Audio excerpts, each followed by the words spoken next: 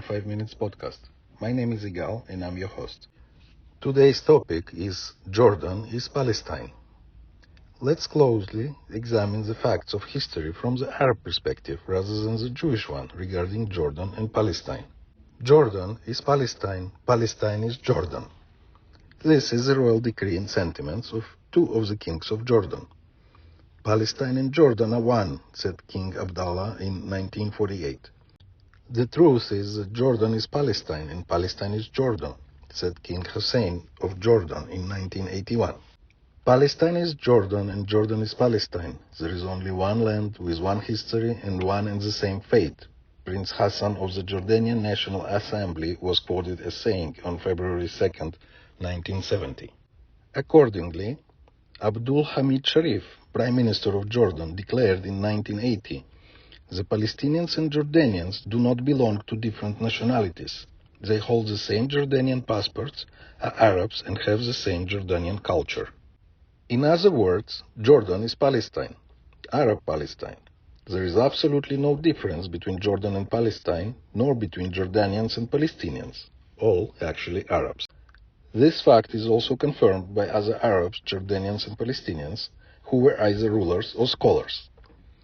There should be a kind of linkage, because Jordanians and Palestinians are considered by the PLO as one people, according to Farouk Kaddoumi, then head of the PLO political department, who gave the statement to Newsweek on March 14, 1977.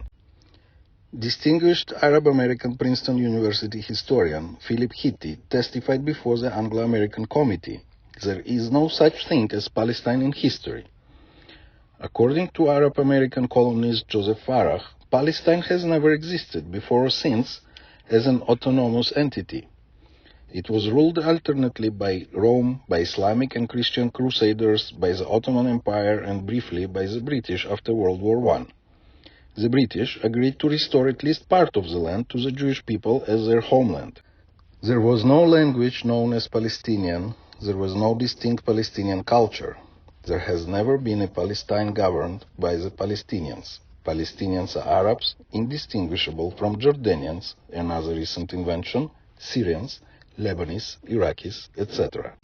These authoritative, honest statements are by Arabs, Jordanians, and Palestinians, and absolutely must be taken at their face value and worth. Alright, so you are not quite into quotes. How about these tasteful tidbits of historical facts?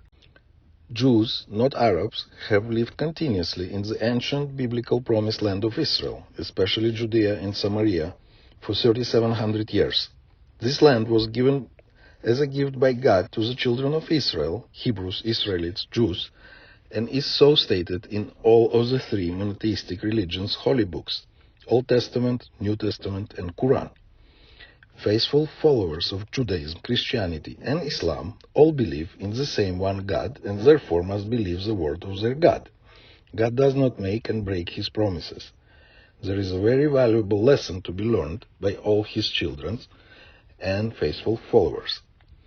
The current Queen of Jordan is an Arab Palestinian. Approximately half of Jordan's prime ministers since 1950 have been Arab Palestinians. More than two-thirds of the Jordanian people are Arab Palestinians. The majority of citizens residing in the capital of Amman are Arab Palestinians. Jordan occupies 77% of the original Palestine mandate originally promised to the Jewish people. The population density of Jordan is less than 61 people per square mile, leaving lots of room to absorb many more of their brethren and cousins. Want to delve even deeper? Let's explore further. We all need to refresh our memory as short-term syndrome has taken over. Now for a little history lesson for those who do not recall the reality of the past. The British tried to placate the Arabs by giving them part of the land designated under the Palestine Mandate, originally allocated under the Balfour Declaration for the establishment of a Jewish homeland. Britain created an entirely new province by severing 77% of historic Palestine, and an additional 3% was also allocated to Syria, on the eastern bank of the Jordan River, some 35,000 square miles, and establishing the state of Transjordan. Faisal, who has been king of Syria, was deposed by the French, so the British offered him the throne of Iraq, which he accepted. Faisal's brother, Abdallah, was installed as the new nation of Transjordan ruler on April 1, 1921, thereby completing the appeasement of Arab rule. During the Arab-Israeli War of 1948, in which 9 Arab nations attacked Israel, they took control of the ancient biblical territories of Judea and Samaria, Jewish territory which was occupied for 19 years until 1967, when it was liberated and reconquered in yet another defensive war. On April 24, 1950, Abdallah formally merged all of Arab-held Palestine with Transjordan and granted citizenship to all Arab residents and settlers, the vast majority of whom arrived in the 1920s for economic reasons. The Hashemite kingdom was no longer only across the river, so the prefix trans, meaning across, was dropped, and henceforth the land became known as Jordan, i.e. Arab Palestine.